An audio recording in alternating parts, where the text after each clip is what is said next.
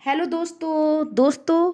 तो आज हम जानते हैं बद्रीनाथ भगवान जी के बारे में। जी हाँ दोस्तों, बद्रीनाथ धाम उत्तराखंड के चमोली जिले में हिमालय की गोद में अलकनंदा नदी के तट पर स्थित है। दोस्तों, यह समुद्र तल से लगभग 3133 मीटर की ऊंचाई पर बना है। दोस्तों, यह मंदिर भगवान विष्णु को समर्पित है।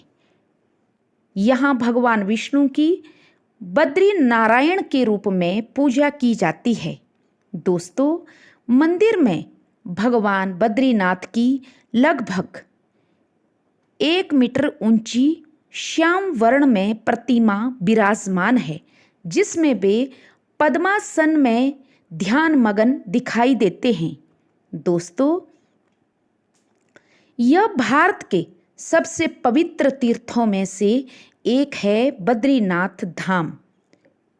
दोस्तों, यह केवल एक मंदिर नहीं बल्कि करोड़ों श्रद्धालुओं की आस्था का केंद्र है।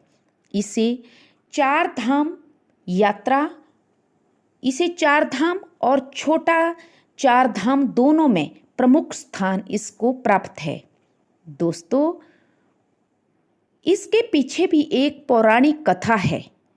पौराणिक कथा के अनुसार दोस्तों, एक समय भगवान विष्णु संसार के कल्याण के लिए एक शांत स्थान की खोज कर रहे थे, जहां पर वे कठोर तपस्या कर रहे थे।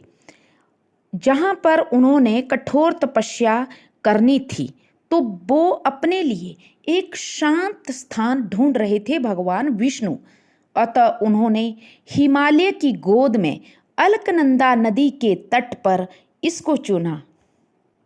कहा जाता है दोस्तों कि यहाँ पर कड़ाके की ठंड और बर्फबारी के बीच भगवान विष्णु ध्यान में लीन हो गए।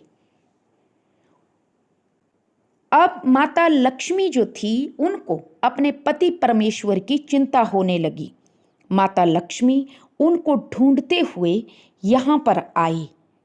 माता लक्ष्मी ने भगवान विष्णु को प्रणाम किया। उन्हें इस कठिन तपस्या में कष्ट ना हो, इसलिए माता लक्ष्मी ने भगवान विष्णु के समीप बद्री अर्थात जंगली बेरी के वृक्ष का घना रूप धारण कर लिया, ताकि धूप, वर्षा और जल से भगवान विष्णु को बचाया जा सके। इसी कारण इस स्थान का नाम बद्री से अर्थात बद्रीनाथ पड़ गया। बद्री का रूप तो माता लक्ष्मी ने धारण किया और नाथ हुए विष्णु, तो इसको बद्रीनाथ के नाम से जाना गया। मान्यता है दोस्तों कि आदि शंकराचार्य गुरु ने अलकनंदा नदी से भगवान बद्रीनाथ की मूर्ति प्राप्त की और वर्तमान मंदिर में उसकी पुनः स्थापना की। दोस्तों, बद्रीनाथ धाम लगभग 6 महीने खुला रहता है और 6 महीने बंद रहता है। शीतकालीन में मंदिर के कपाट बंद कर दिए जाते हैं, लेकिन श्रद्धालु मानते हैं दोस्तों कि इस समय स्वर्गलोक से देवता आते हैं और भगवान बद्रीनाथ की, भगवान विष्णु की पूजा यहाँ पर 6 महीने तक करते हैं। दोस्तों, मंदिर के सामने एक तप्त कुंड का जलाशय भी है, जो कि प्राकृतिक रूप से वो पानी गर्म रहता है। जो भक्तजन यहाँ पे जो श्रद्धालु आते हैं, वो सर्वप्रथम इस तप्त कुंड में, गर्म पानी के कुंड में स्नान करते हैं। मानते हैं कि इस गर्म पानी के कुंड में स्नान करने से मनुष्य पवित्र हो जाता है, और कुछ पानी इस तप्त कुंड का बोतलों में भर के, कैनों में भर के श्रद्धालु अपने घर भी लाते हैं। दोस्तों, जब 6 महीने कपाट मंदिर के खुलते हैं, तो क्या देखते हैं श्रद्धालु और पुजारी कि वहाँ भगवान विष्णु को, भगवान बद्रीनाथ की ताजी पूजा हुई होती है। फूल, माला, इस सब से भगवान को सुशोभित किया हुआ होता है। दोस्तों, जो भी कोई भक्त ऐसा माना जाता है कि बद्रीनाथ धाम जाते हैं, भगवान बद्रीनाथ उनकी जरूर इच्छा पूर्ण करते हैं। उनको भक्ति और हर प्रकार से सुख प्राप्त होता है, मोक्ष भी मिलता है।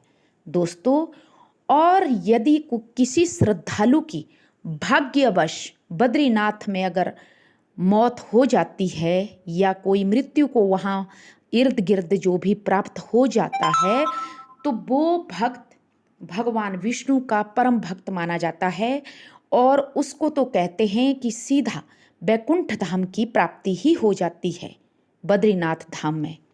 दोस्तों, हर साल लाखों की जनसंख्या से लोग बद्रीनाथ भगवान के दर्शन करने जाते हैं और अपनी मनोवांछित वस्तु भी भगवान से या मनोवांछित फल भी भगवान से प्राप्त करते हैं।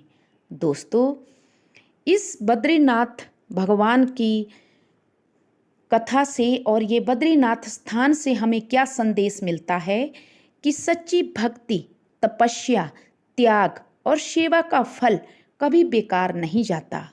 माता लक्ष्मी का त्याग और भगवान विष्णु की तपस्या हमें जीवन में धैर्य, समर्पण और विश्वास की प्रेरणा देती है। दोस्तों, बद्रीनाथ भगवान हमें भी कभी अपने श्री चरणों में दर्शन कराने जरूर बुलाए। तो आशा करती हूँ भगवान बद्रीनाथ की ये कहानी आप सबको पसंद आई। तो जय बद्रीनाथ भगवान। Thank you.